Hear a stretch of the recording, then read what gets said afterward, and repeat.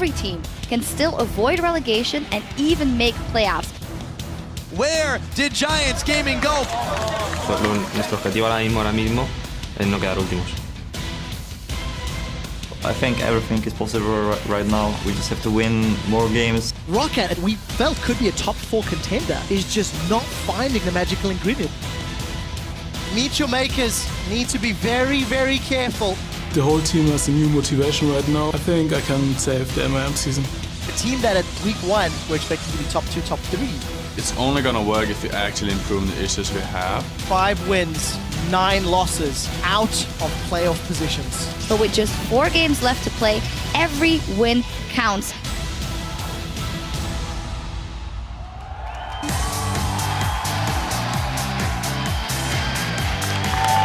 Welcome to the European League of Legends Championship Series Spring Split.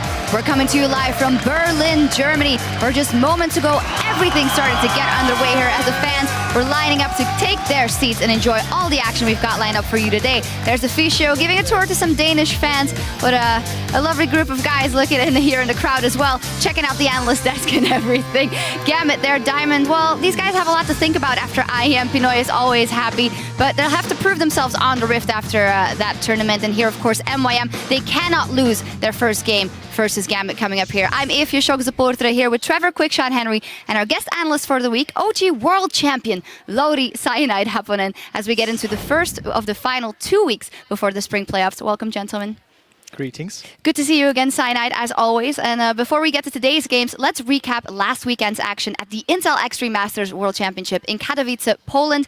It wasn't the best tournament for EU. I mean, we got to come straight out and say that. First up, SK Gaming, who won versus the Yowie Flash Wolves initially, but then dropped the games to both GE Tigers and the Yowie Flash Wolves, and their weaknesses were exposed. Yeah, that's the main thing about SK, is they've had these glaring weaknesses that we've actually highlighted multiple times throughout the course of the split, but the teams at IEM just exploited them to near perfection. The vision, the lack of winning laning phase, and I also think Enrated had a particularly poor tournament. That Lulu was banned out. He didn't show up on Annie. So we need to see if SK can work around their weaknesses and improve before we get to playoffs. Yeah, and our other European representative at IEM, Gambit, they were 0-2. They lost to CJ Entis and Team WE, and it wasn't as much the other teams exploiting their weaknesses as them, to me, showing really a solo queue attitude in the game. Yeah, I think you hit the nail on the head. Gambit just didn't show up. I actually really like what they tried to do against CJ Entis. They had this heavy engaged composition, Lee Sin, Twisted Fate, and even a Jarvan in the top lane. But the problem is they didn't play around the comp. I felt that Eddie in particular, he had these early mobility distortion boots and he just didn't roam enough. Gambit didn't find ways to make the team comp work, and they ended up going 0-2, getting knocked out early. Yeah, definitely fell apart there. But in the end, the North American team solo mid reigned supreme, taking home the #1 prize at the end of the tourney after a dominant 3-0 sweep of Team WE in the finals. Fantastic performance there from them. And even here in Europe, we chant for TSM.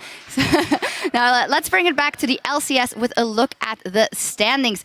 At the top of the table, we have Fnatic, H2K, and SK Gaming. Fnatic and H2K, they are tied for the second place playoff bye to the semifinals. And then right under that, we have the Copenhagen Wolves versus the Unicorns of Love, the matchup that's coming here later today that will be so important in that playoff battle. It really will be. But for me, my eyes is in the bottom half of the table with Elements, Rocket, Giants, and MYM. Interestingly, because of how difficult it's going to be for Elements and Rocket to make those playoff positions, and who's also going to take that 9th and 10th position between Giants and MYM. 10th, auto relegation down to Challenger Series. Yeah, every game counts. And finally, this week's games will be played on patch 5.5, where the big changes, of course, are new Cinderhulk jungle enchantment. And while Kassadin will be enabled, Bard will not. And we have a fantastic jungler here with us to talk us through the changes. What have been your impression of the changes? What do you think they will do in LCS? So I hope the Cinderhulk will bring some variety to the jungle that we have been looking for a long time now. It's been the Jarvan, Lee Sin, Rek'Sai for such a long time right now, and I'm getting bored of playing those champions. So I hope the competitive teams, they will bring some new junglers out, and I think Rek'Sai and Nidalee will still be tier 1, but we might see some tanky junglers as the tier 2 picks, especially since teams are attracting a lot of jungle bans right now, but it might take them some weeks to get used to the new meta and seeing what's good first, and then before they have the guts to pull out the new picks. Yeah, we'll see who has the guts to pull it out here. Well, with so much potential for a shift in the meta, we want to hear what you guys think. Tweet at LL Esports with the hashtag LCS and let us know which champion do you want to see played by a pro on patch 5.5 and why. Lodi. For me, it would be Volibear because I'm a huge fan of him, but I don't think he will be picked because literally every tier 1 support counters him like Morgana, you get binded, Thresh, you just get boxed and you can't do anything. But I think one champion we might see is Zac. He got a bit buffed and I think the new jungle item suits him even better. Like late game, you're just an unkillable monster, so that's something I hope to see. Yeah, me as well. Well, we'll probably see those jungle changes right away as we start the day with Gambit and Meet Your Makers, who have no choice but to win if they want to stay in the LCS. And then the Copenhagen Wolves and the Unicorns of Love will go head-to-head to break the tie in the middle of the table. Finally, Elements will face H2K later today as Odoamne and the rest of the team look to tie Fnatic's win streak record with their 9th straight win. Now, if you want to look ahead at the last matchup of the spring split, head over to lolesports.com, and there you'll find schedule, standings, and the latest worldwide power rankings to see how the teams stack up on a global scale. And we got a little look into that at IEM. It wasn't that good for Europe, sadly. It's time for us to take a look at our first matchup of the day, though, as Meet Your Makers goes up against Gambit. Let's start by taking a look at the lineup for Gambit Gaming as we know it. Of course, Cabochard, Diamond, Betsy, Pinoy, Edward, and Leviathan. Before they went to IEM, they went 1-1 the week before, and they lost to H2K, which is a very good team, of course. But to me, I'm quite worried about them because they looked disjointed at IEM, and I don't know how much of that they will bring into this playoff race. Yeah, like at the start of the split, we saw Gambit was just struggling to get any wins, and they were like on this full tilt streak. And then after that, they went on a good spree, and now they again got crushed at IEM. So I hope it doesn't completely break their morale. Yeah, Diamonds was particularly disillusioned after his performance, and he said in an interview, I think European junglers are the best, maybe after Koreans. He did get beat out by Ambition and Spirit, and for him personally, it was not a good experience. It really wasn't. Part of the reason that Gambit had such a good sort of week 3 to week 7 performances and they strung together all of those wins was because of how well Diamond was playing. There was some jungle changes that come in. Diamond had some good impact on lanes, but at IEM, he may as well have not been on the field. His Nidalee in game 2 of the tournament, he picked up a skirmisher saber. Crumbs in particular was super disappointed with the itemization. And I think for Diamond, in the interview, he did say he played terribly, he played poorly. We'll see if he can pick it up. There's only 2 weeks left before playoffs, and Gambit needs every win they can to make it in. And in theory, a new patch with Diamond, he should be able to look at that. But of course, they had a little less practice because they went to IEM. Talking about team morale, though, also Edward, he tweeted after the loss at IEM, I'm really bad at this game. I need to step up or GTFO from League. Very harsh word, Signet. What does that tell you about a player that's been around for so long and can't seem to find his groove? Yeah, I just feel like he was really emotional after the loss and was just venting through Twitter. Yeah, one thing I want to highlight about that, yes, you know, Eddie was venting and he has been a fairly vocal player, but Eddie's not been as dominant as he once was. The Thresh Prince, that title is, I think, long gone. At the tournament, even the god of Mad Life wasn't living up to historical performance. So for Edward, I think it is a very fair statement. He needs to find a way to get that impact back that he once had. Even just earlier in this split. Yeah, and whatever it means, the team just has to come together right now. They play Elements after this, the Unicorns of Love, SK to end the split, so they have a super, super heavy schedule. And now they're up against MYM. They did beat them in week 5, but I feel like MYM could really have an in here. But let's first take a look at the lineup for MYM. Of course, in the top lane, JWoww, then Horo, Corey, Mr. All, Noxiac, and Yamato Cannon. They absolutely need to win. If they lose this, they are out of the race entirely. And we did see Noxiac in the preview right now, and he had some really strong words. I absolutely love that. Noxiac saying, I believe I can help fix MYM's auto-relegation.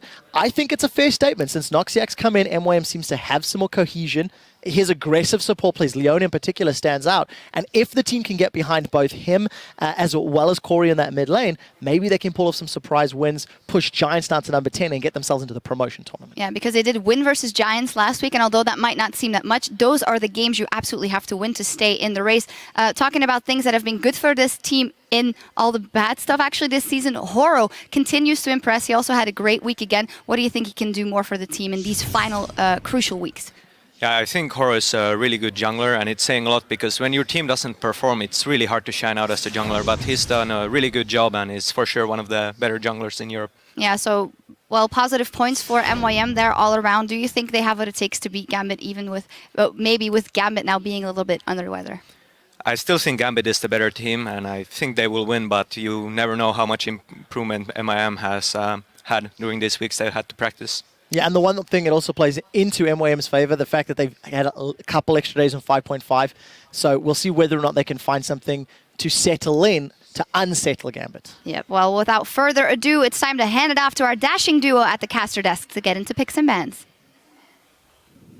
Thank you very much, Shocks. Hello, ladies and gentlemen. I'm Devin Pyrotechnics Young, and I've been here keeping the desk warm with my co-caster now, Martin DeFicio Linga, coming back from his week in Poland. It has been a little lonely here in Berlin without you, man. Did you survive, or did you really miss me that much? I did a lot. Wow. But yeah, you know what? It was nice to see you step back off the plane, so glad to have you back. I didn't see you in the airport, but kind of scary if you were there looking for me. It was a pair of binoculars. Oh. I was waiting, counting down the time. Anyways, Beautiful. We're getting ready. I've also been counting down the time for this game, man. We're back into week 8 now. Every game counts, as we heard Shock say in the opening of that one. And I'm really excited to see what happens here, because Meet Your Makers, again, it's must win. They still technically can make playoffs.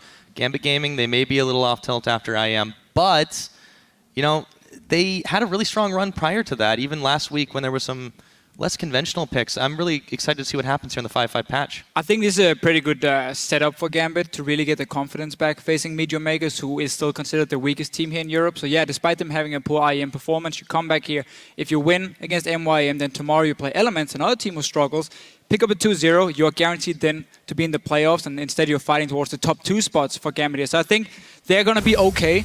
But yes, this is a massive patch here, and really the big story coming into these games is which team can adapt to all these changes here, and who's going to try out a lot of new things. Is it going to work for them, or are they going to suddenly be surprised about a certain pick? I mean, there's so many new viable junglers at the moment. And also just top laners. There's big tanky top laners. We got still the carries. We have the early game focus. We got the late game. I mean, it's very, very tough to see or to say exactly what's going to happen.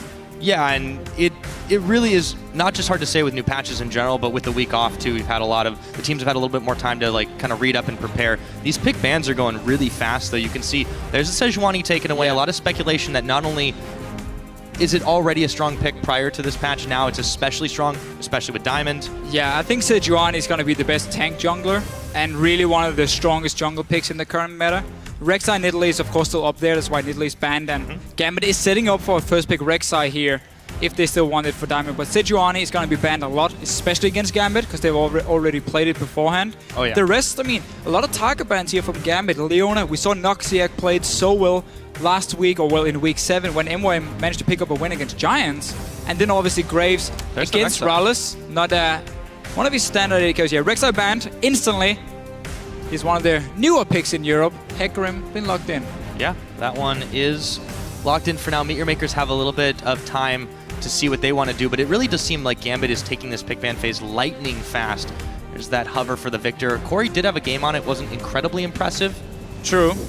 Well, against Fnatic, yeah. Yeah, I mean, it's true. It was against a very tough team, admittedly. The entire team kind of fell apart, but Victor is a very tough champion to play if there's so much focus on you as the mid laner, because he's so immobile. In that lane, he's very easy to gank, and that's exactly what Fnatic did against Meet Your Makers. So I'm not sure they have to first pick it here. He's not a champion we've seen Betsy play. Either he's more the assassin style than Victor straight up. So I wouldn't be surprised to see him change it and save that Victor for later. Yeah, I think I agree there. Meet Your Makers definitely taking their time, but you can see, unless they change it up last minute, they're really thinking about this Victor, and then of course what Horo's going to take. They do finally lock not only that, but the Olaf in for Horo. So we did speculate a lot about jungle picks, but this was one I don't think we really expected to see a ton more of. Just look at the pick and ban phase here. For Europe, this is very different. This is, of course, some of the top picks we've seen from other regions. Like Victor has been played a lot. It was IM. We've seen Korea obviously use it a lot as well. So it is a fantastic pick. But Hecarim as well is not a champion we've seen too often here in Europe. I still think it's a bit of a flex pick. Gambit could put it in the jungle as well for Diamond if they want a different top laner for Kaposhop, but we can talk more about that later once we see the pick coming in from Diamond. So Gambit goes ahead. They take the Lulu and the Sivir. That's a little bit more normalcy for us, but the Lulu also flex pick too. As you mentioned, Betsy's is still a little bit more of the assassin-focused player, but we have seen a number of mid Lulus so far this season. Yeah, and I feel like these two picks are more takeaway from MYM. You're looking at the lineup and say, well, they have an Olaf. We don't want to give them Sivir with the ulti. We don't want to give them the likes of a Lulu for speed up Olaf, so he can just go crazy on our backline here. So by taking all this mobility away, you more set up for you. We'll see Pinoy here. He's always in a good feeling mood. Confident. Always. But we see Gambit here on their setup here, on their lineup. They have the ability to kite from the Olaf with the extra mobility or the movement speed, Or what they can do as well is they can turn around and say, we're going to ignore you and we're going to dive your backline instead. We got the Hecarim, we got the Sivir with her ulti, and we can get very, very fast towards Mr. Rallis, who's just picked a very immobile AD carry. He's going to be the target for Gambit with these first few picks.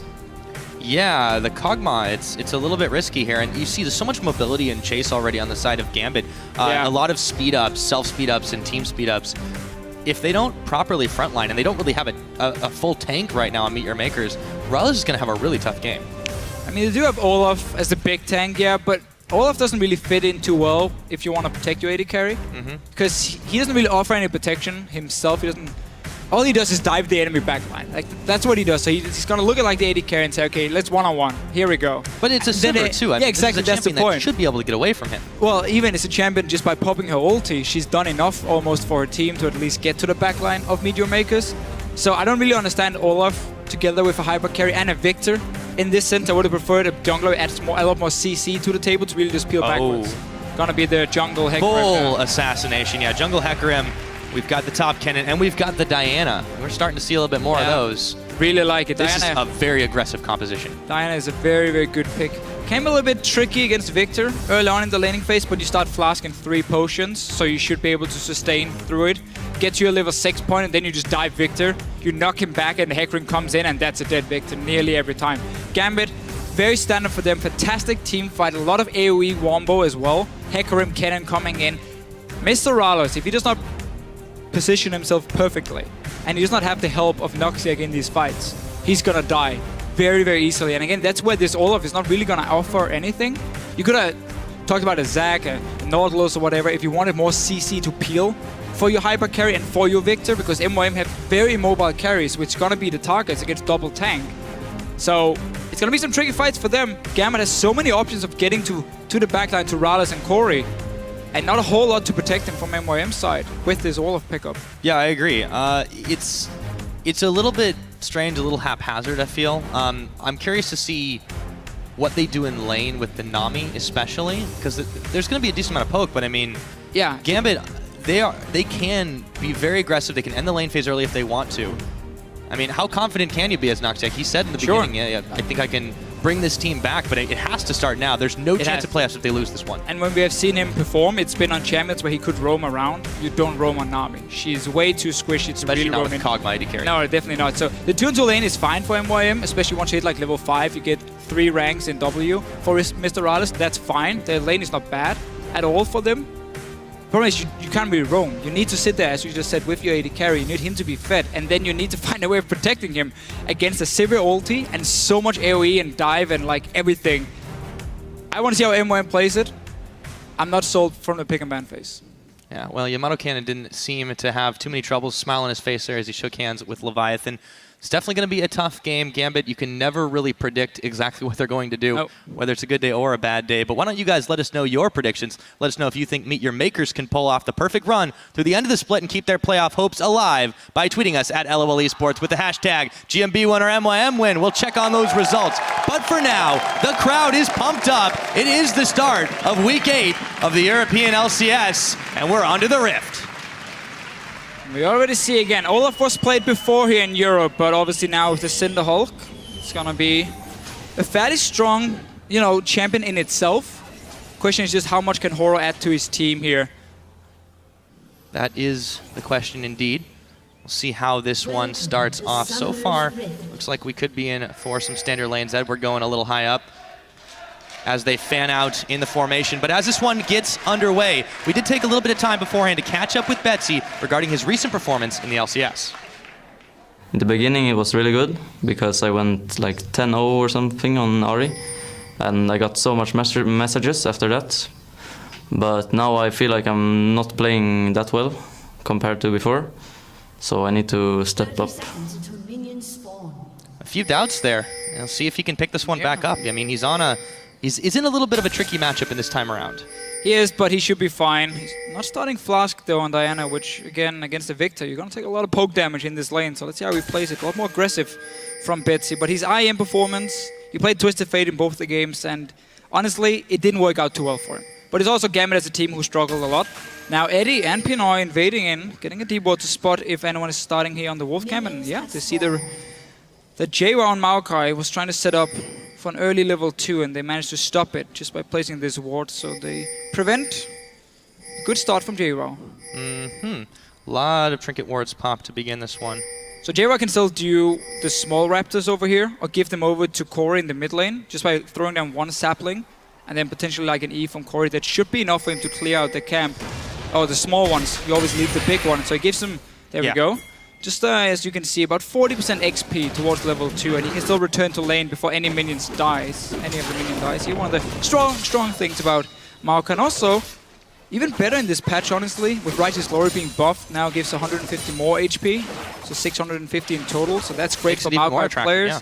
And also, it is a good pick into Cannon, because you got your ulti to counter his ulti, and at the same time, if you can engage on the Cannon, he will never get to your back line, and you can simply lock him down with the Maokai. So I like that pickup at least by MYM. Yeah, we'll see how that matchup does go on. For the time being, though, we're going to take a look at the middle and the bottom. Betsy taking a little bit of abuse from Corey to start this one off. He is returning it back with a couple of those Crescent Strikes, but still, could be some trouble for him going on forward. Yeah, we see he plays the lane early on here. He really want to push it into the tower. Again, he's not running Flask and Potions like we normally see in Diana in the mid lane. Instead, the Doran's Ring. So it really tells me he's going to play so aggressive, and that means Diamond has to be nearby to protect him. Olaf is... To be fair, Diamond can be nearby all the time. Yeah, that's true. He's on Hecarim, so he has a lot of ability here. He can really move around fast, but we can see Betsy just keep pushing the lane. Olaf prefer normally to sit and farm to level 6 to get your Cinderhulk and you become a bit tanky. But you can go in and punish her down as she's immobile, land one axe, she's slowed down, and then Corey can deal a lot of damage. Yeah. See Betsy again, he's pushing into lane. He's trading okay right now. And meanwhile, on the bottom, it was for a while they were pushing in pretty hard too. Pinoy and Edward were making it a little bit rough for Rallis, but he has caught up on some farm. Horo down in the bottom, going to be taking his own blue buff a little bit slower to clear these things out. We'll see where he does decide to make a move, if he does focus on the mid lane, help out Corey. Rallis back in the bottom, still taking some pressure between Edward and Pinoy. Yeah, the first few levels are going to be in favor of Gambit. Lulu is always one of those supports who deals a lot of damage through the first few levels. But then the damage really starts falling off for her, and it's going to be more about her utility she brings towards the late game itself. So you need a few levels here for MYM before you can really start trading effectively. I think Horo got it. He did. Barely, though. Eddie tried to steal it. Quick roam there. Corey's the one who's being a little bit pushed back in this lane, but again, he's not really suffering for any farm.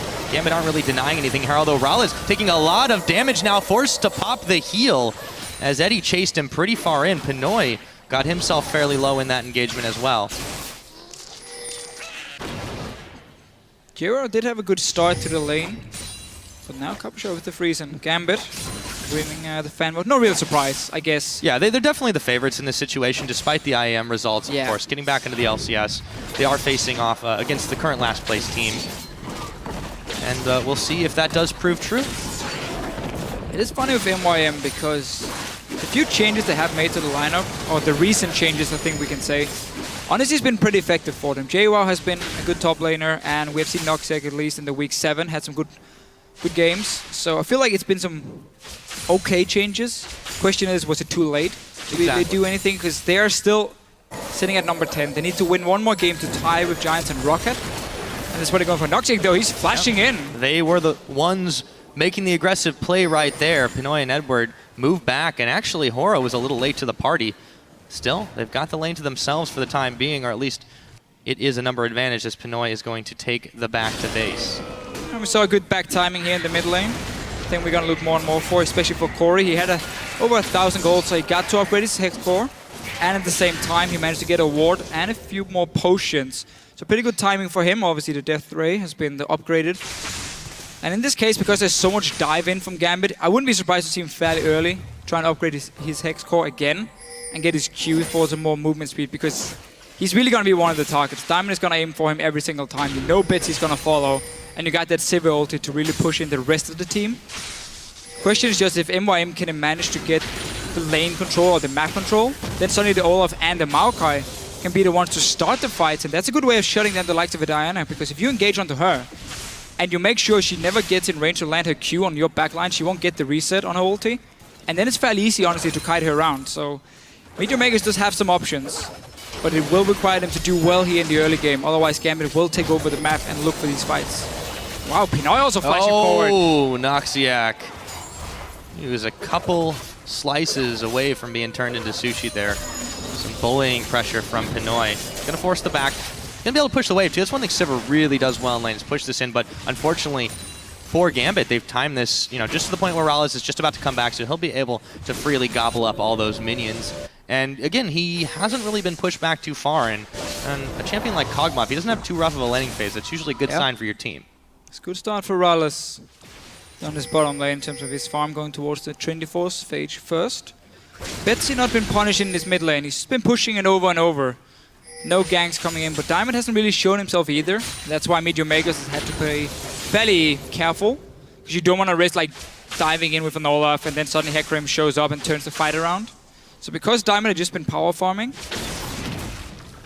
and Horo's been trying to do the same, we haven't really seen anything go on around the mid lane. Looks like Diamond here for himself, going towards the Cinderhulk on Hecarim. So he's going for the tanky route, not a warrior enchant. Well, the Chilling Smite, though, same can be said of Horo. I've seen a number of different jungle items being picked up. Diamond, of course, at IEM kind of favored the skirmishers, didn't really work out well for him. Is also kind of curious on the champions he picked, too. Yeah, it's been basically his own style, I think it is, with the skirmishers. And the current meta here, you can do a lot of things that nobody else really does and it can still work, because there's so many viable options. I do like the Chilling Smite on Hecarim because you steal the movement speed, which obviously fits well with your own passive. And again, for him, it's also going to be diving Rallis and Corey in these fights. Eddie here, been poking a bit in the bush. Diamond is down here. He's only on 50% HP, so he needs to be fairly careful if he goes for any ganks. Very easy turnaround. I think he was spotted. MYM can see him now at least. They're pinging him on the minimap, so it's going to be an easy blue buff for them. Pushing that one in, getting over to Corey, denying that from Betsy. Yeah, there has been a good amount of jungle espionage this game, just moving sneakily in and taking away buffs, taking away camps, or at least attempting to, and grabbing the vision as well. So Corey, blue buff in tow, heads back to lane, defends the tower now, as Betsy has gone away. Uses the Death Ray, and he is pushing up very far forward with these minions without the wave at his back, but he knows that Betsy's back, so he's not really in danger of being 2v1. No, that's fairly easy push in for him. Let's see how much gold. He's sitting on 1200, so he can go back to base as well. Betsy is going for Morel Nomicon on a Diana. That's a new one.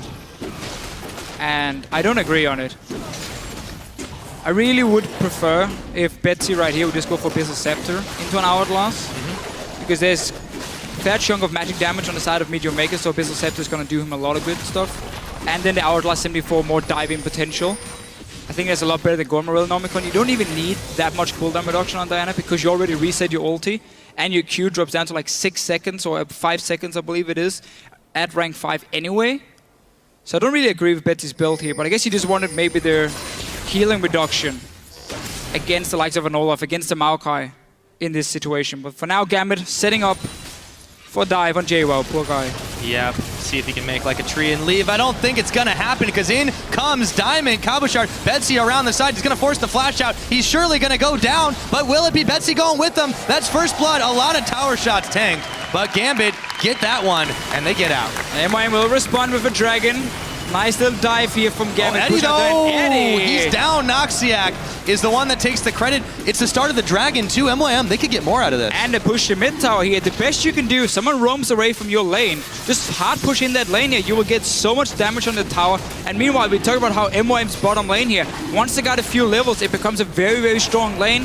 And they suddenly pick up a kill. Dragon as well, as you mentioned here. Mid tower down to 50%. A lot of things happening suddenly. Yeah, MYM definitely came out ahead on that one. When you're going to invest so many resources to dive the top lane, Maokai, your jungler gets the kill too, not Cabochard. Arguably, it's okay to turn it over to either one of those, but I feel like if you're going to have Kennen be a little bit more of the initiator damage dealers, you kind of want that kill. At this point, MYM are looking pretty good. Yeah, also just the setup for Gambit took quite a while to set up, or to start, I think we can say, how they were moving from the mid lane, moved around the enemy red buff, through the golems as well. So it was like the long route that to take all the way up to JWoww. That bought a lot of time for MYM to say, okay, what's going on here? Can we push the lanes? Yes, we can. Can we start a dragon? Can we fight in the bottom lane because we know the jungle is nearby? Yes, we can. And they just gave them so many options and they took full advantage of it. And honestly came out ahead from it just because of the kill they got on Eddie in the bottom lane. Looks like Diamond Wanted that Phage instead with his Ruby Crystal. Again, also the standard we have seen on Hecarim. Not on jungle Hecarim though. Trinity Force is a very expensive item for a jungler. Takes a while to ramp up if you want to go that route. But just getting the Phage itself is smart. Because again, it gives you the extra movement speed, which does so well with your passive. So I wonder if he's just going to sit on that for a while and now build tank from here, like we have seen some of the top lane Hecarim players do. Still the first or second jungle Hecarim we see here. I believe Airwax played it a few weeks ago, and it crashed and burned.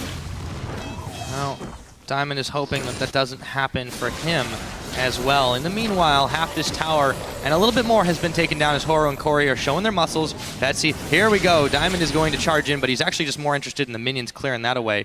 Tower has taken quite a lot of damage 12 minutes into this game. There has not been one fallen yet, but we have had some action. And Horo has been allowed basically to just sit in his jungle and farm. Didn't gank a single lane. He's completed the Cinder Hulk now. Obviously our new jungle item here on 5.5 for jungle enchant. So you will get that 25% bonus HP, which is so great on an Olaf, because you tend to stack HP anyway, and then it makes you extremely strong going towards the late game. Question is just, can the rest of your team follow you?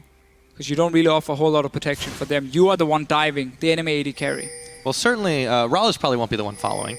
But, yeah, the real question is how well is this going to stack up in the team fight? So far, it's just kind of been miniature skirmishes, lane battles. Yeah. And, you know, they've gone a little bit back and forth, of course. You know, only a couple of kills. And still, good presence of mind. There's a lot of wards down on that bottom side, but that first dragon belonging to Meet Your Makers is going to give them a little bit of an edge and some confidence in this one. Betsy now pushing forward in the jungle. Horo's going to sight him out, though, and throws an axe his way. That'll chase him out. So we have to remember Betsy on this Morel Nomicon. Fairly squishy compared to what you normally see on a Diana. You need some tanky stats. Because the way for you obviously to deal damage, especially in the late game, where so much comes from your passive, where you gotta get these auto attacks down, you're gonna have to sit in the fight. You cannot just jump in and out. Once you're in there, you need to get the 3 hits, proc that passive, you get insane amount of burst damage from that. And if you're building a fairly squishy build, it makes it tough for you to really get in there. For sure, because MYM has some okay disengage on their side. Even Olaf, I guess, can add some kiting, which is not really ideal for him, seeing as the axe, he won't be able to pick it up if he's kiting and running backwards. And consistently slowing targets. And we see how, as we mentioned earlier here with Corey, how you can get your second upgrade on your Hex core fairly early if you need to peel for yourself, which he will be doing in this situation. So he already upgraded the second one, and obviously gone for Q. So gets that extra movement speed now for Corey in the mid lane. Very early. Double upgrades. Yeah, and of course, you know, kind of a no-brainer to go for the Abyssal. He's got the Magic Resist starting already. The Negatron Cloak. Pick that one up just to be able to trade a little bit more effectively with the Diana. So far hasn't had too much trouble. Oh, look at Diamond here again. He's really going fully towards that Trinity Force. It's the makings of a Sheen, unless he wants to go Frozen Heart as his second item. A lot of things going on, but he's not been upgrading to any enchant, not Warrior, not Cinder Hulk. That means he's not getting. He's not really using how gold efficient that item is, depending on which one he wanted. So instead, he's just sitting on the Stalker's Blade. Still getting that 30 gold per large minion. It is a little bit curious. Let's see if he's able to make something happen here. No, Corey is going to be able to get away as a teleport actually gets canceled by JWoww. But Betsy and Diamond have already been chased off. Yeah, I feel like it's really hard to tell exactly what, especially in the build order, what Diamond is going for. Just because he does so many strange things that somehow work out in a lot of ways. But, you know, then occasionally they're going to fall flat. And you got to wonder, we haven't seen too many jungle Hecarims, and we've certainly not seen this build path for it. You got to wonder what he's going for. Yeah, I just don't think he needs a Trinity Force. You have already 3 carries basically on your team. You have plenty of damage. I would much rather see him go like tank from now and be like the big front line for Gambit, because you got plenty of damage. You got plenty of tools as well of really putting your carries in a good position to kill someone. But if he gets to just sit and power farm, because he is ahead in farm compared to Horo, and nothing really happens for the next 5, 6, 7, 8 minutes, he might be able to get that Trinity Force completed in a decent time. But Betsy now is being chased off. Cabochard is hiding in the bushes. No wards from MYM in the river here, so they don't see him, but they do of course know he's not been showing himself in the top lane. They also have a lot of those wards placed in the bottom side, so they're going to be able to spot when Gambit's moving through the jungle, and here they go. That one's going to get cleared out by MYM. Dragon's 10 seconds away, and this might be when we start to see the action happening. Teleport is available for Cabochard, but of course JWoww, he spent his to just try to scare off Betsy and Diamond earlier, so there will be that advantage. She better start running if they want to make this a 5v4. Betsy, though, is going to be the one charging in. Horo doesn't really take any damage, and the Crab is taken down in favor of Meet Your Makers. Looking good for this Dragon. I got some good deep wards, as you mentioned earlier. Mid tower. This is basically because Betsy had that roam to the top lane where Corey pushed it in, took 60% of the HP on the tower. So it means for Meet Your Makers, even if there is a dragon fight happening, or maybe if Gambit is baiting the dragon, Meet Your Makers should be able to very quickly go mid lane, take down that tower here, and at least trade that one. But in terms of the team fights, again, we're going to have Gambit with the dive in, we're going to have Meet Your Makers trying to really kite back at first, and then send in Horo kind of on his own, or maybe joined by JWoww, to keep the likes of Capo Shot or Betsy busy. But it's going to be tough, because they will obviously try and ignore these tanks here. And Betsy is still trying to trade. Remember, he's fairly squishy. He went in really early. That forced the wild growth. And he's going back in again, but this time the wave's going to be on him. Gravity field coming down. It's Betsy, who's taken down by Corey and Diamond. All alone by himself, tries to get back to the team. But the Death Ray will take him out. It's a 2-for-1 trade, as they lost Noxiac in that. Yeah, fairly easy for Meet Your Makers here to kill Diamond and Betsy. Remember, they're building these fairly squishy builds for themselves. So when they dive in, if MYM just has proper focus, they're gonna kill them, like we just saw here. Took them a few seconds to take down Betsy, then Diamond followed. Dragon now for Meet Your Makers. That's number 2. I mean, it is number 2. Mid tower will go down as well. It's one hit. Doesn't even matter who hits it. It's gonna die. And that's even more global gold then for Meet Your Makers. So with these squishy builds here, Gambit suddenly won't really be in a position to team fight. And instead are gonna have to look for these picks, or maybe one-on-ones. Instead, Abyssal Scepter is now completed, though, from Betsy, so at least some of them are coming in. Yeah, a lot of important item spikes. You see Cabo Shards had completed the Zhonya's Hourglass. Of course, also in the top lane, JWoww has the Righteous Glory. And I wanted to mention it before the fight broke out, but Raleigh is looking pretty good now that he finished his Trinity Force. It was a few minutes ago. I feel like this is the Trinity Force spike, especially on a champion like Kog'Maw, is even more important than, like, you know, say completing the Infinity Edge, just because if you can sufficiently protect him, which so far hasn't really been an issue, it just gets really, really irritating for Gambit to just try and deal with running into a hail of, you know, everything, the Bioarcane Barrage, etc., etc. Yeah, gives a lot of good stats for him for sure. Also makes him one of the hyper carries who can perform pretty well in the mid game. Not like a Caitlyn who is good early, then terrible mid game, and then obviously strong again in the late. Horo, he's just back to farming. Giant Spell picked up. Really trying to use the Cinder Hold, 25% bonus HP passive. Currently, it's giving him about 200 extra HP on this Olaf. They're gonna have to need a Locket though on MYM's side against Diana and Kennen for extra protection. And obviously, we mentioned how Maokai on this patch is even better with the Righteous Glory buffs. It's already been picked up for JWoww. So a lot of tools here for Meet Your Makers to either kite the fight to try and engage in. Obviously, Victor is one of those champions when he's running Ghost and Flash who can follow and really add him. Oh. Diamond now, he's going for Corey. Yeah, he runs right through the gravity field. Corey could be in some trouble. He's going to Flash and Ghost to bail out away. A couple of summoners blown. And that pink ward still lives. If you want to go into the enemy jungle and clear a ward, have your friends near you so they can help you. Instead, though, Capo Shot, JWoww, they're trading. Horo is in the push up here. Not spotted by Capo Shot. He does have Flash ready, however. Uh-oh. See if he has to use it. He's got to see. No, if he Oh, yeah, since he's they're gonna have tingling. to go. No, the axe lands right in his face, and he's going to have to Lightning Rush and Flash. But Horo still thinking about chasing. He backs away after the Ragnarok was blown. Still, a summoner utilized in all of that. MYM really on the aggressive so far.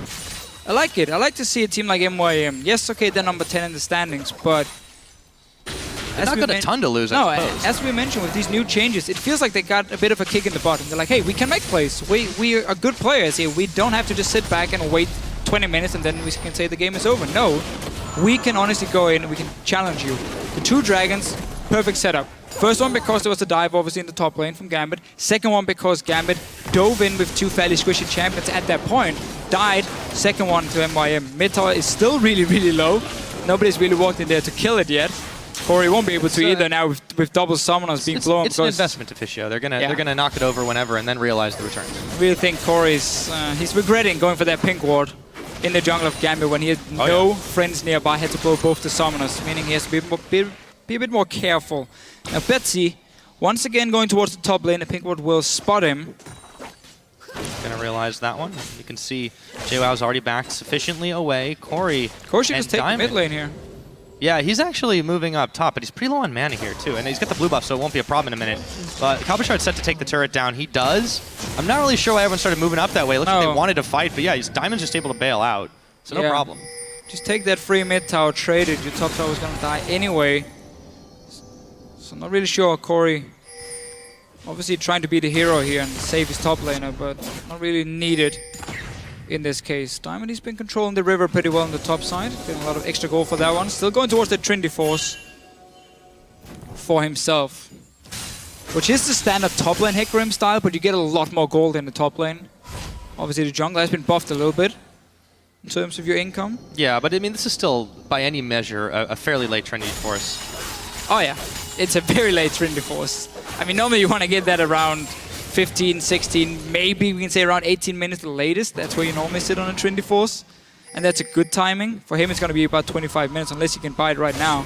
He can, he sits on about 1,000 gold, so he should be able to pick that one up. Yeah, and you know, to his credit, he has been able to get a little bit more gold than his counterpart, but I feel like MYM have made much more use of their jungler so far. Horo's just really been involved in a lot of the power plays on this map. When you see Betsy or Diamond diving in, I mean, he's actually hardly getting touched. So his tankiness is already starting to assert itself. And of course, you know, with the Cinderhulk, he's going to want to be running in as much as possible and utilizing that passive to just deal a lot of passive damage while his team, you know, is able to peel away. Oh, Diamond, careful! There was a bubble. There was a lot of MYM members here, and they will finally be able to take down that pink ward. Gambit a little slow to react. Another 45 seconds till this next dragon, but Meet Your Maker's already securing their vision. Scuttle Crab Shrine is down. It's the same play though from MYM. As soon as they start setting up for a dragon, they want to have the one ward just behind the red buff in a small banana bush, I guess we can call it, near the entrance to the river from Gambit's side. This time around, Corey didn't walk in on his own, and therefore no summoners was blown. Gambit, on the other hand, are trying to set up some vision on the top side, so they allow Meet Your Makers to take over the dragon, and then have Cabochard push the top lane with teleport, and if MYM takes too long on starting that dragon and start baiting around it, then Cabochard might be able to get a tower, at least some damage on it. So they're basically swapping around the map and saying, okay, you get vision on the bottom side, we make sure we go into your jungle and get it on the top side. Hor, though, he's trading on Betsy. Yes, he is. See if he can keep him slowed down there. Betsy's going to be dashing in. Oh, there is going to be a big combo as JWoww comes up with a pick, a teleport in for Cabochard, but is it going to be a little bit too late for a Gambit knockback? Horo all low, so is Corey, but he's the one backed out of this one. Zanya's Hourglass won't be enough to keep Cabochard alive, and it is a clean 3-for-none for Meet Your Makers. Yeah, again, it's a bit of the same deal. Might not be over yet. Pinoy popped his ulti. Not really going to find any targets here, but it's somewhat the same deal. Again, normally Diana at this point would sit on an Hourglass and an Abyssal Scepter, so Betsy would be able to dive in, pull them all together, pop his Hourglass, stay alive when Diamond then follows up, and you have a fantastic wombo combo. Instead, Betsy went in. He got basically killed instantly. Diamond tried to join after. He got dropped, and then suddenly Cabochard just found himself all alone. Corey will be stopped and... Oh! Stays alive. The Q shield. Okay. Right as the Saves dragon the day. buff goes on him, too. And, you know, I was going to say this before... Okay, we'll talk about that afterwards, because here's the fight again. So Horo knows he's insanely tanky. He can start this fight on his own. And notice Betsy now. He dives in. This is a good setup. He pulls in 4 targets. This is where he normally would pop Hourglass. And then you allow the rest of your team to join, because by the time Cabochard then comes in here, Betsy's still alive, and you might be able to win the fight. But now, these 2 targets get dropped instantly. We see how with the Ghost, Corey can kite around. We talked about that Q he got earlier, the upgraded one from the Hex Core, give him even more mobility. And simply because their coordination isn't there from Gambit right now to really set up these fights, MYM gets to really kite it around and win them. Yeah, you can see those timing errors are just manifesting themselves so obviously there. It's a matter of seconds before the rest of the team comes in. Cabochard, if he really wanted to make that teleport play, needed to be there at least 3 seconds before. Yeah. Diamond, you know, he pops his ult in, yes, but they didn't have any follow-up damage. You can't take a fight like that without your AD carry, and honestly, without really the serious amount of damage. So, yes, they've kind of hit some decent item spikes, but they're not utilizing them together the right way. They're just not playing with the coordination that I feel like Gambit really, really needs if they want to seriously contest in the playoffs and make a run at this. Right now, they're really not playing like they deserve it. It's not over yet, though, from Gambit here. Obviously, this bot lane tower will go down. Rollison's not been the guy to join the fights, but he's just been sitting and farming on his own, 255 which is fine for a Kog'Maw. Which I is mean, basically what he needs to do. anyways. Of course, and MYM has an absolutely insane late game. build up here. You got the Maokai, one of the best late game tanks. Olaf, of course, will become an absolute monster. And then Rallis and Corey as well. Those two together, if you don't kill them instantly, they will melt your entire team. So, Meteor Makers off to a great start, keeping it even in gold, got 3 dragons, so no risk of Gambit suddenly rushing towards the 5th dragon and force you into a bad fight. No, that might be MYM who can do that to Gambit themselves. Such a good start for them. And this mid tower is still alive. It is sitting on, let's see, it is sitting on 9 HP. Still sitting there.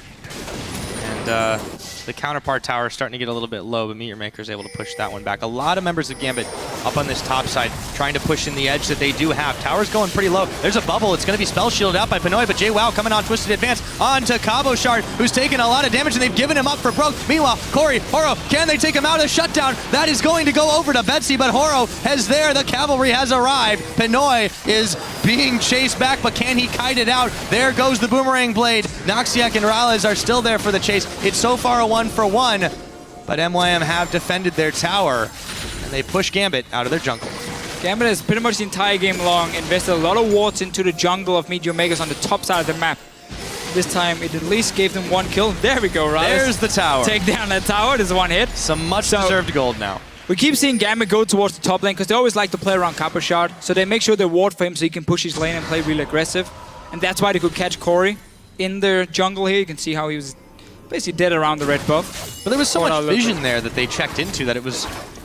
well, for Gambit, they were able to keep that one on their side. I feel like MYM still knew exactly what Gambit were up to in that situation. They were able to react. They were able to make a 1-for-1, and they saved their tower. Yes, you got shutdown gold onto Betsy, which is massive for Gambit.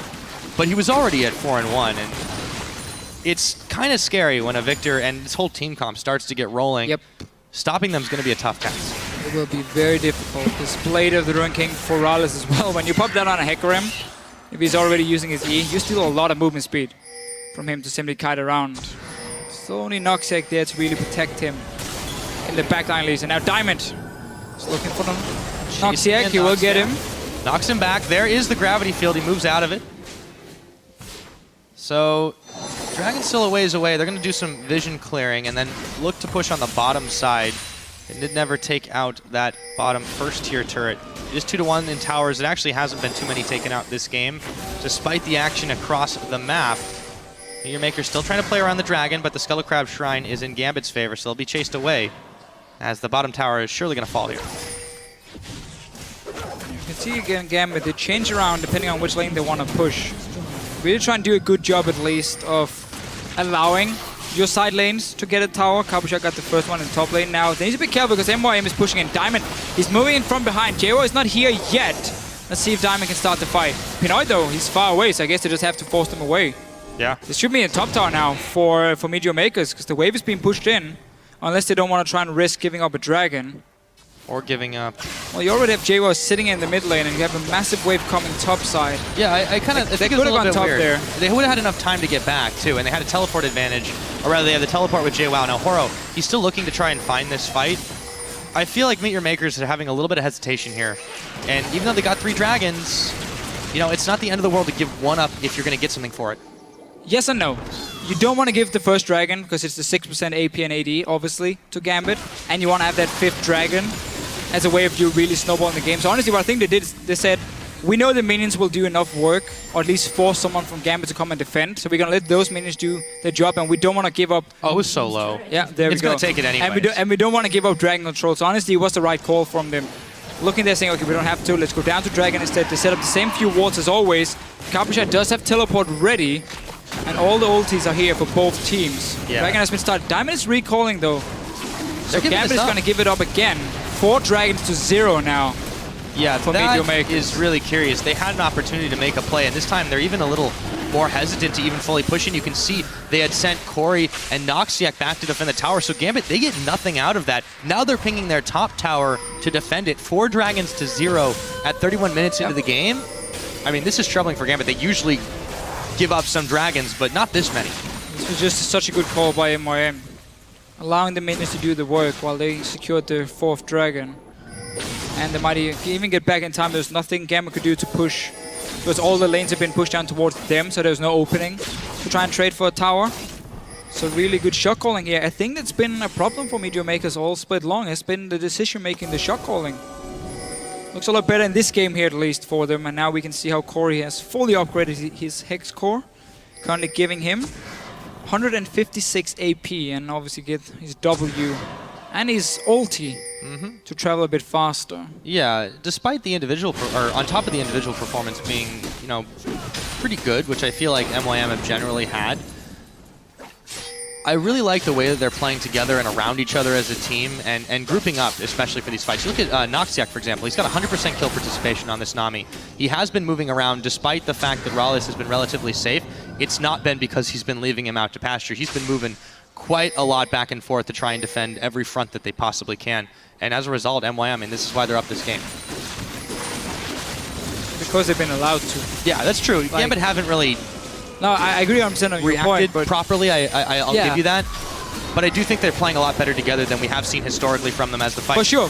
get underway. Betsy will flash, but meanwhile, Cabochard, Edward, the rest of Gambit in the middle, trying to chase down Rallis behind the tower. They'll finally get him, but that looks like it could be an expensive play. Edward, he's surely going to go down here. It's a double kill going to Rallis at the end with the Acathian surprise. It is a 3-for-1 trade for Meteor Makers, and man, that was all over the map. It was, and again, Meteor Makers, they have the map control, so they're the ones starting the fight. You saw how Hori, he went on Betsy, forced him to flash away, so he was completely gone. That removes a lot of the dive potential Gambit does have. Yes, okay, they managed to kill Mr. Rallis, but it took them such a long time that the rest of MYM could just clean up a few kills. Started this Baron here, they should be able to pick it up. Cabochard and Betsy not really able to do anything. I love how Corey has just been constantly zoning, not just with this gravity field, with the death ray. Noxiac helping out as well. No chance for Gambit to get in here and try to contest this. They didn't have the smite anyways, but let's see how that fight unfolded. That was nuts. So again, Meteor Makers, they have control of the map, so they're starting the fight first. Mr. Rallis does get caught out a little bit, but now he's just kiting back to his tower. And you can see how everyone from Gambit is trying to kill him. Even Eddie, the support, is running in there to get the killing blow, but that means once the rest of MYM returns, you have nothing left you can do. You have invested everything onto killing one guy. And that's why MYM could win the fight, get the Baron, and they're back and they want to fight again. Yes, they do. The bubble's not going to land, but Edward and Diamond are a little bit low. All the same, Living Artillery, the wave is going to go up. It turns on Eddie. Horo's going to get the kill, and they pick up Diamond anyways. Meteor Makers just rolling through the jungle, and they should be able to secure another tower here. Baron buff minions as well. Be inhibitor for them. And remember, they still got that 5th dragon coming up, so yeah, I mean, that's just icing on the cake at this point. Gambit, they're being shoved in so hard. 34.5 minutes into this game, and you can just see how well they've been able to scale up. Inhibitor, easy peasy, and they continue to control the map. What a change it's been for Meteor Makers picking up Noxiac here. I'm not sure what these European supports do to you. Kasing joins H2K, they win like 8 games in a row. Noxiac joins MYM, and suddenly they look a lot more decisive. He was the guy making the play in the bottom lane to give the first kill on Eddie as well. So really big change for Meteor Makers, looking a lot better than they've done all split, and they are not out of the LCS yet. This win would tie them with Giants, as long as Giants lose later today, where they play SK Gaming. Right, they're not as far back as they may have been. No, suddenly you're fighting here to avoid the auto relegation. If you are number 9 or number 8, you have to play relegation against some of the challenger teams, which of course we're gonna see later on after playoffs here in EU. Let's not get too far ahead of ourselves, but for the moment, Meteor Makers, yeah, they have a real chance to keep going on this one, and they're really playing like they want it. I mean, again, it goes back to having these changes eventually starting to work out for them, especially finding what it seems like the final puzzle piece in Noxiac. Don't know exactly how much impact he's had on the team's mindset, but it certainly seems to have been a massive positive upswing over the course of these weeks now. Sometimes getting a new player just gives you some new motivation. He may be coming in with, you know, some different views on how to play the game, some different calls. Well, and individual play too. The playmaking has been there that it just wasn't previously. Sometimes just when you make a change and you start winning a few scrims, you get a lot more confidence, and suddenly you start believing in what you're doing, despite being number 10 in the LCS. And that can be all you need. Pick up a few wins, end your losing streak, and then we see Meteor Makers now should be able to take down Gambit with this lead. Dragon 40 seconds. Diamond though, he's looking to fight. Leading the Knight's charge ulti. in. It's Diamond, but do they have the damage to take him out? The Wild Growth to keep him alive, but not for long. Betsy, meanwhile, trying to deal it with Horo and Noxtake on the back. Cabo Shard in tow. A double kill coming in for Rallis. It looks like they're about to get more. Betsy, isolated, gets a shutdown on Corey, but it's not going to be nearly enough. A 4-for-1. Meet your makers. Dead timer's at 50 seconds now to Fischio.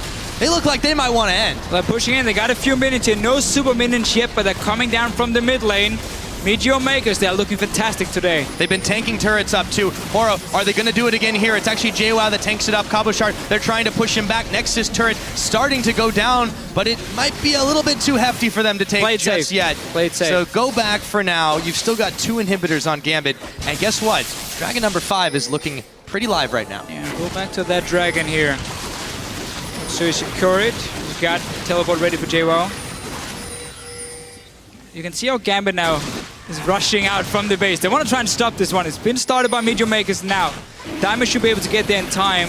But JWoww is teleporting back in. Corey's not there. Same can be said for Betsy. It was a bit greedy to go for clearing out the jungle so far, but they are zoning Diamond away. Look at that, the bubble is on as well. Vengeful Maelstrom for JWoww after he teleported in, trying to keep them from getting in there. They do secure Dragon 5. Now this gets really rough for Gambit. Look at their health bars just evaporating. Diamond can't even get out. Rallis picks up his 5th kill of the game. Pinoy spell shields away the Twisted Advance, but JWoww still closed the gap. Pinoy now trying to run away from everything, a double kill. Meanwhile, comes in as Rallis picks up Edward, and they just keep on chasing. Now they've got them super minions starting to pile in, and with Dragon buff number 5, they've got all the tools to close this game out to Fischio. They do. They just need the minions. They're coming right there. Super minions. sprinted up to the end. Yeah, they're trying. They really want to end this game for Meteor Makers here. They're staying. They have so much damage on these towers, but still 3 guys from Gambit trying to defend.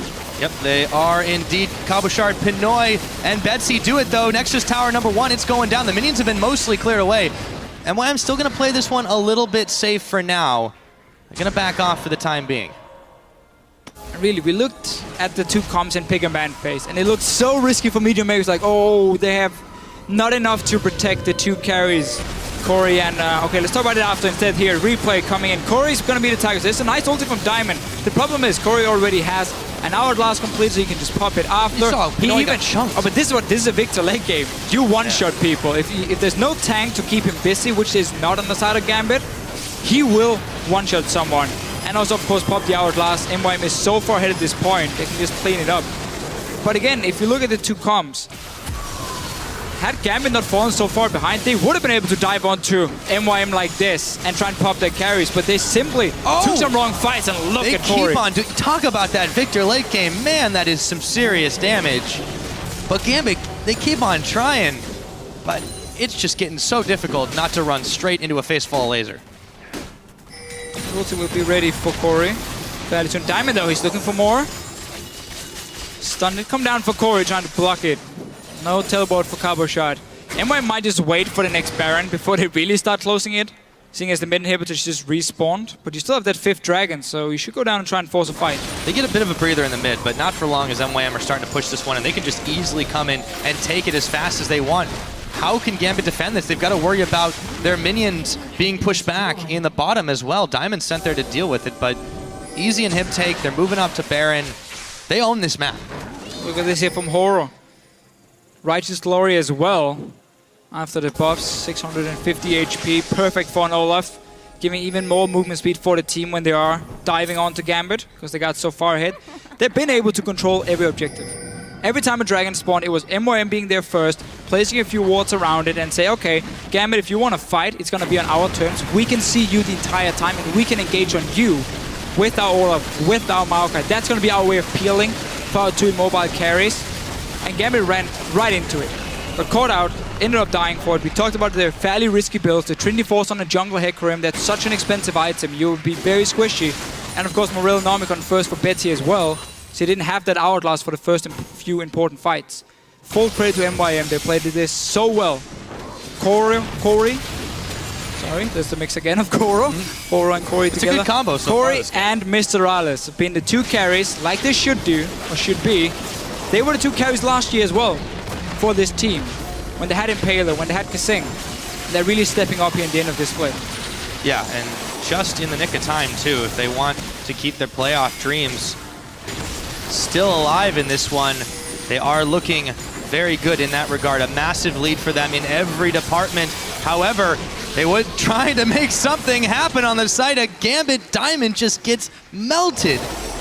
Man, Corey is big. Here they go on the tower. The chase is on. Betsy, they can't even get back to Fountain just yet. He's going to dash back in, try to dive the back line. It's Rollins who is his target. However, he's still staying alive for the moment, and Betsy with the Zanyas is not going to keep him up for much longer. 3 members of Gambit down. A tower on the inhibitor now. They're going to be able to push this one in. So many minions here. Gambit Gaming, they're going to be out of this one. Teleport doesn't even really matter. Nexus goes down, and Meet Your Makers could still make the playoffs. Yeah, on paper, this looked like a game Gambit should win. It looked like a perfect way for Gambit to come back from IEM, you know, pick up a win, get some confidence. But then Meet Your Makers really shows they're not done yet.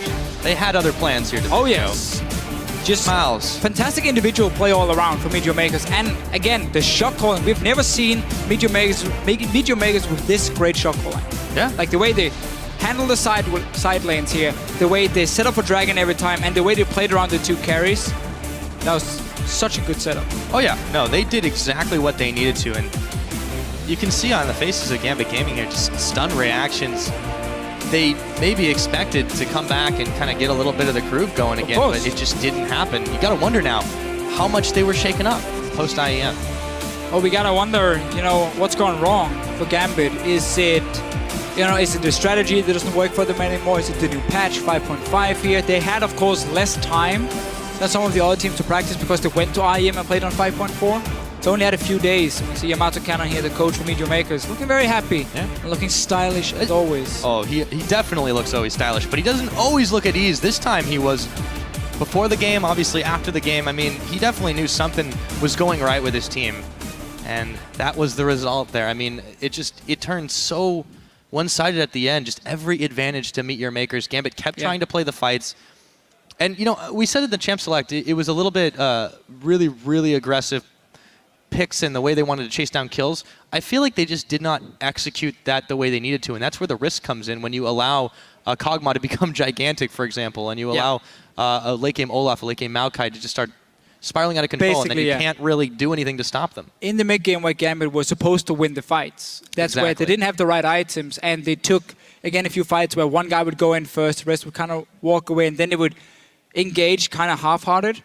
And that's again why Meet Your Makers was just simply on the same page in this game here and managed to punish Gambit for it every time. We saw Gambit, they keep putting focus on Kappa Shot. I think that's smart because you can see how it pays off for them. He always gets a tower, he always gets super fed. The problem is the rest of the team needs to be able to follow him in that case, and you cannot be caught out suddenly. Yeah, and they were out of sync. It was. Constantly. It was either the Kennen going in too quickly or the Hecarim going in too quickly. And then people just coming into... I feel like where it really started to unravel was that team fight, just upwards of the middle brush. And the late TP. Yeah, exactly. The late TP. Diamond came in a little bit after there was the initial engage, and it just kind of seemed like one hero melting, another hero melting, a third one, and it just kind of turned really sour for them after the fact. Also, never really even contesting the Dragons wholeheartedly. They kind of backed off when they had a chance. Simply because MYM was already there. They'd already set up walls around it, and you can never go face check. I mean, well, they weren't proactive enough to really do it. It was so strange. Like it was. They played the laning phase decently well, and after that, they just seemed lost. Still have to say for Gambit, they are sitting firmly, at least in the top half of the standings. Still, Unicorns of Love and Copenhagen Wolves are now getting closer to them. They're gonna obviously play later today.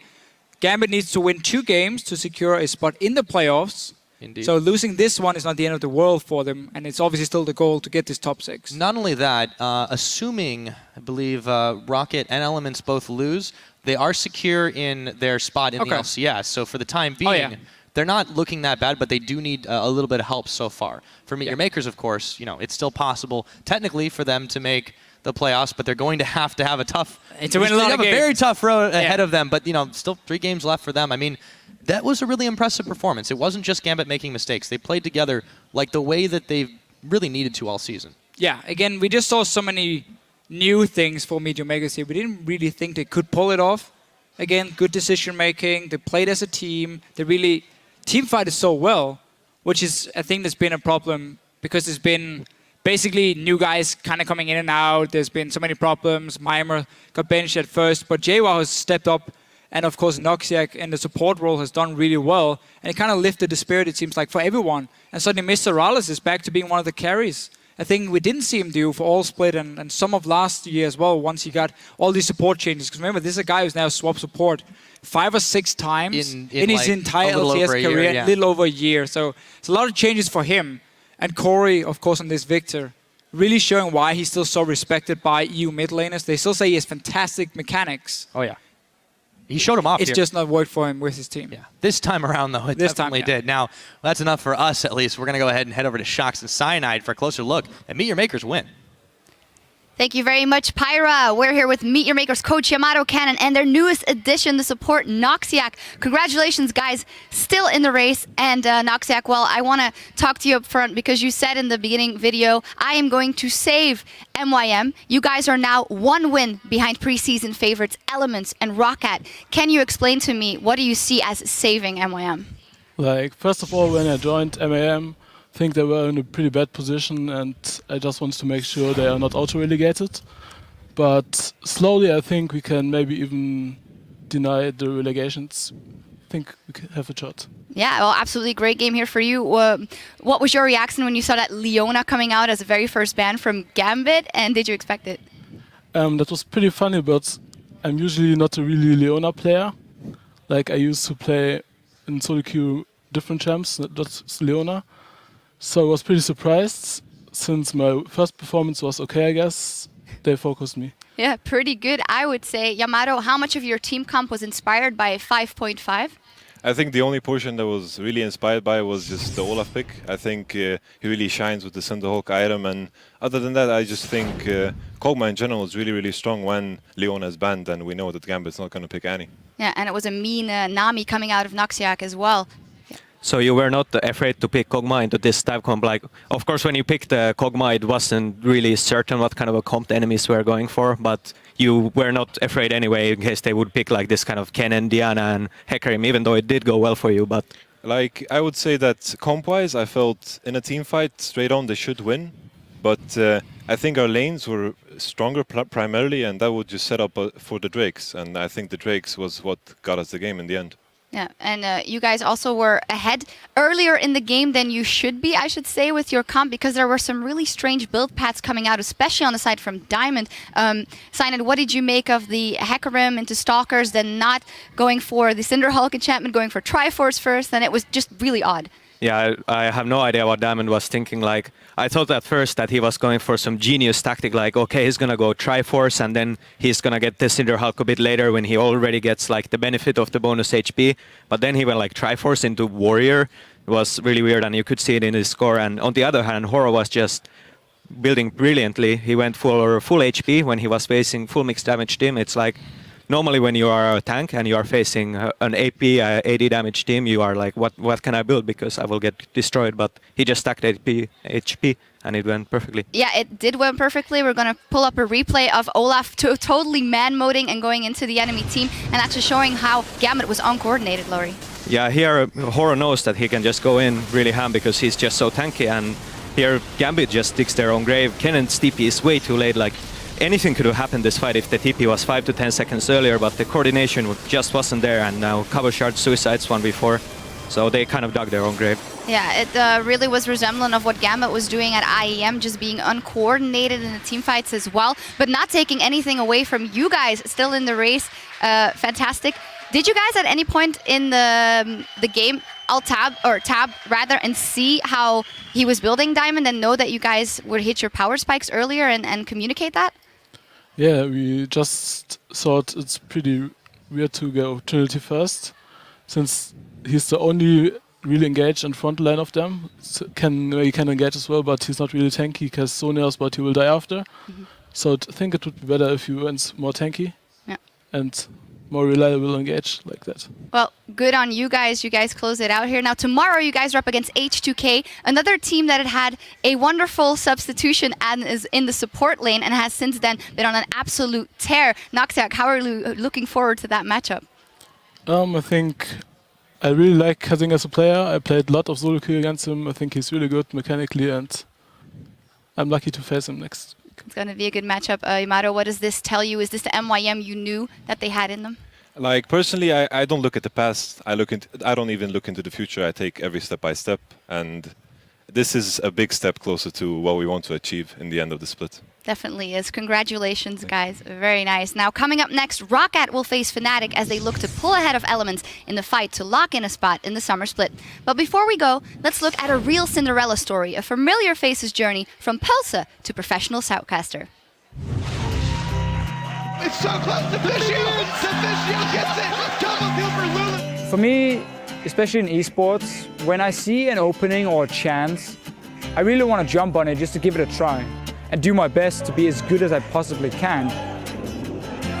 We sort of had an eye on him when he was a competitor with the Copenhagen Wolves.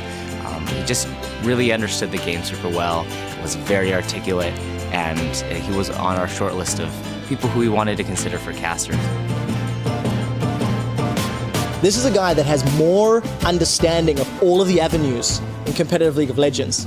And it's just amazing to watch him draw from that experience to give our viewers a deeper understanding and a richer viewing experience. Riot contacted me and asked if I wanted to go to Worlds and try and help them out with like pick and ban stuff. And I, of course, said yes, fantastic. I get to go to LA, I get to watch Worlds. It ended up being me basically doing pick and bans with Jet, D-Man and Riff at the World Final itself. It definitely seemed like a mistake the lane swapped back to the 2v2s and 1v1 so early because they clearly had the weaker 2v2 and 1v1 lane in both top and bot lane. The way he was able to explain his viewpoint and discuss pick and ban strategy, discuss team strengths was so impressive. I will actually expect to see Renekton banned, especially in the first game. I was very nervous and just sitting there in my NIP shirt, nothing else, next to these guys in full suit in the Staples Center. So what a lot of pro players do when they come in to analyze picks and bans is they'll focus pretty heavily on the champion and exactly what that champion will do. But Deficio was able to go one step farther where he was able to consider the player and how they play that champion, which meshed really well with my current style for pick and bans at the time, and we worked really well together in that way. I talked to Riot a bit more and they suggested that I could try and apply for this shoutcaster job because they were looking for another shoutcaster in Europe. A color caster is the one who sort of drops the knowledge bombs. Their key attributes would be a great understanding of the game, the ability to explain complicated concepts in sort of 15 seconds. You get 7 spears under 10 seconds, but you do 2,200 because everything does more. It's just insane. It's just a lot of little things that were very impressive for me. And then if you take it the bigger scale of the LCS games, he just sees a way in a totally different game than all of us do. And it's just a pleasure to sit with him and watch a game. It levels all of us up as well. They can rotate around the map extremely fast and you have really no chance of punishing them because they're always picking these champions to do so well. When you become a shoutcaster, you gotta know something about everything, about every role, about every team, about every strategy. You gotta have something you can talk about. And that's why it requires a lot more researching and collecting data. Deficio's not stopped researching, learning, studying, and I think he's the hardest working caster of the team. I've always had this try-hard mentality, so when it comes to improving, I really just go hardcore and like fully focus on it. And I don't really mind negative feedback. I'm like, okay, I'm gonna try and improve on all these things. And now my goal is to turn them around. Deficio has grown in a lot of ways. He has worked so hard to make his English better and better, but on top of that, the way he delivers his analysis, his ability to focus on story more, his ability to just control his cadence while he's speaking. There's a lot of things I need to work on in terms of casting, but it's still motivation for me that I can get better and better and better, and it makes me happy because it means I can wake up every day and say, okay, I'm gonna work on lane swaps today. I'm gonna be way better at explaining a lane swap to the audience. And that's just cool because it means it's a lot more fun.